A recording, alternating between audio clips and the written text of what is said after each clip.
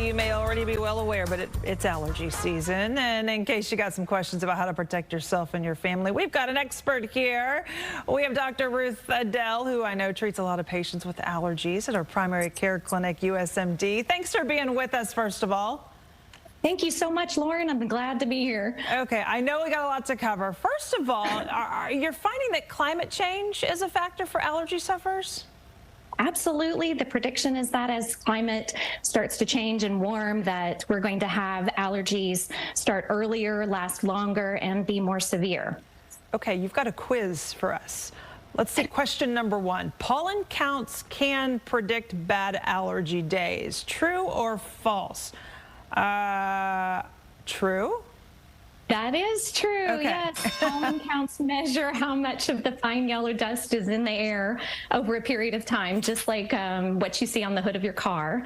So if the counts are high, you're more likely to have symptoms when you go outside. So make sure you check the count or the hood of your car before you make plans for the day. And is it really that day, or could it be like the day or two after? Because I feel like we'll have a high pollen day and then I'm like, oh yeah, I'm okay. And the next day or two, I'm like, oh yeah, that's not so good. Yeah, whatever gets released is still blowing around in the air, so right. It's totally possible. Yeah. So the next one is that rain washes away pollen. Does rain help?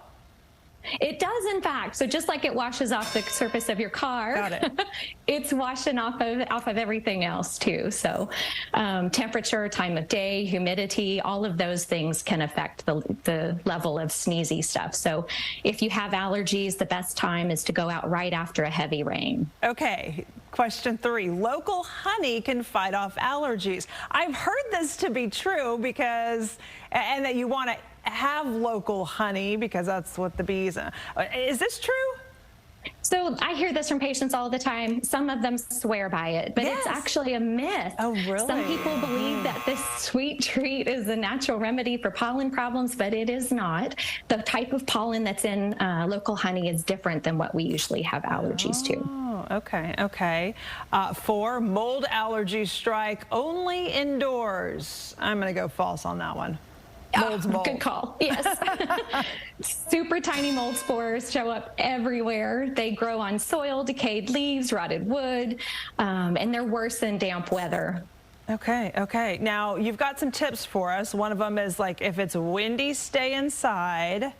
What about, here's some other ones. Use air conditioning in your car and your home. So when I open up the doors, that's probably not such a good thing. But hey, you know, fresh air in, and that comes with the pollen. Ain't that the truth? And you say clean your floors often, and that you should vacuum with a HEPA filter.